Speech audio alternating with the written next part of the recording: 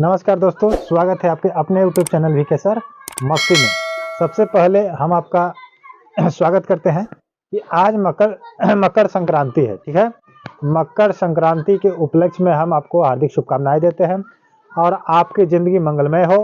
आपका आज का दिनचर्या है जो शुभ हो, मंगलमय हो और आप अपनी स्थिति को, अपने जीवन को अच्छे ढंग से बिताएं। आज की मकर संक्रांति जो है पूरे बढ़िया से ढंग से अपने परिवार के साथ एक साथ बैठकर मनाएं और अच्छे ढंग से मनाएं।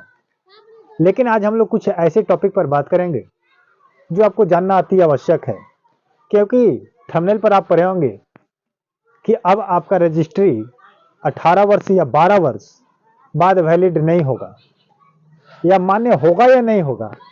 ये आखिर 18 वर्ष या 12 वर्ष की कहानी क्या है, इसके पीछे का लॉजिक क्या है, हम लोग जानने का प्रयास करेंगे। जो स्टेप सरकार के द्वारा या कोर्ट के द्वारा लगाया गया है, इसी स्टेप को हम लोग समझेंगे।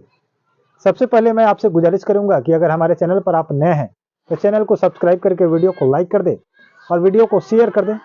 और कोई प्रश्न हो तो, दिक्कत हो तो प्रश्न कीजिए।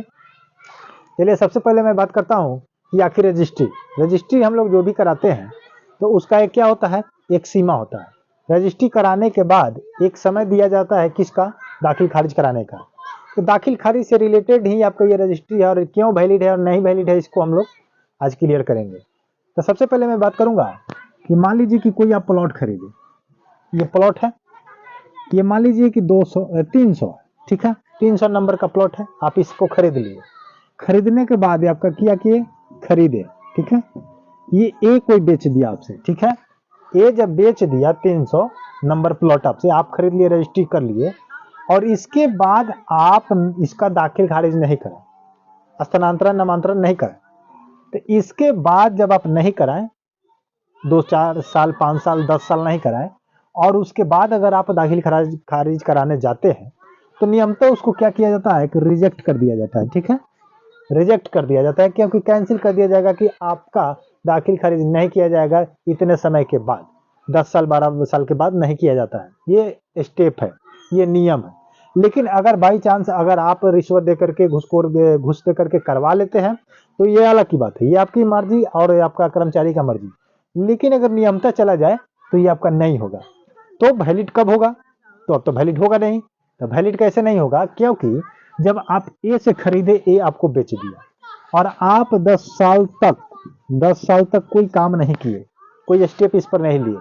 उसके बाद क्या होता है कि जब आप इसका दाखिल खारिज नहीं कराए तो आपका नाम पर इस पर चढ़ा नहीं, और नहीं चढ़ने के बाद तब तक ए का कोई पुत्र हुआ बी, तब तक ये बी के नाम पर चला जाता है। फिर बी का कोई पुत्र हुआ सी, तब तक ये जमीन किसके नाम पर चला जाता है, सी के नाम पर चला जाता है। उसके आगे डी के नाम पर चला जाता है, यानी कि उसके नाम पर कटते जाता है। रसीद कट गया, दाखिल खारिज उसी के नाम पर है और आपके नाम पर है ही नहीं।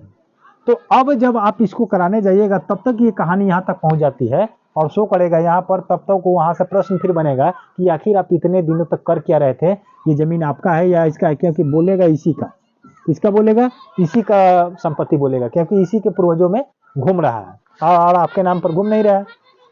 तो ऐसी स्थिति में आपके नाम पर नहीं बोलेगा और ये आपका जमीन आपके कब्जे में नहीं होगा, ये सरकार कर रही है। लेकिन अगर बाई चांस ये आप कोई दिक्कत से रिश्वत दे करके, पैसा दे करके आप कोई काम कराते हैं तो ये अलग की बात है। लेकिन अगर आपसे ये कहा जाए कि अगर आप जितना जल्दी रजिस्ट्री जितना कराते हैं तो 35 दिनों के भीतर आप ऑनलाइन करा के दाखिल खारिज करा ले, इससे क्या होता है कि रजिस्ट्री कराने से आपको स्वामित्व मिल जाता है, वहाँ पर पूरा मालिकाना हक दिया जाता है। लेकिन अगर नाम का नामांतरण नहीं हो पाता है, क्योंकि पहले का जिसका नाम पर था वहां से कट करके आपके नाम पर हुआ या नहीं हुआ, इसी को लेकर के सरकार ने बताया कि 10 साल अगर हो जाता है या 12 साल या 18 साल तो आपकी दाखिल खारिज नहीं होगी और आपकी जमीन की रजिस्ट्री जो होगी कैंसिल कर दी जाएगी और जिसका था उसका ही रहेगा। और इसी चक्कर में क्या होता है कि एक जमीन 2 से 3 बार बेची जाती है और आपस में क्या होता है, विवाद बढ़ते जाता है। तो अगर आपको कोई भी जमीन खरीदना है तो खरीदने के बाद तुरंत उसको क्या करें, दाखिल खारिज जरूर कराएं, क्योंकि इससे क्या होगा कि आपका जमीन आपके नाम पर कट के आ जाएगा, दाखिल खारिज आपके नाम पर हो जाएगा, आपका ऑनलाइन शो करेगा, आपका स्वामित्व पूर्ण रूप से आपको मिल जाएगा। क्योंकि जो भी चालान करता है तो सरकार के राजस्व भूमि विभाग में आपका नाम दर्ज हो जाएगा। समझ रहे हैं? इसी स्टेप को लेकर के सरकार ने बताया कि अगर 12 साल हो जाती है, 10 साल हो जाती है तो आपकी मान्य वैलिड नहीं होगा, इसको कैंसिल कर दिया जाएगा। समझ रहे बात को? चलिए मिलते हैं फिर किसी नेक्स्ट वीडियो में, तब तक के लिए जय हिंद जय भारत।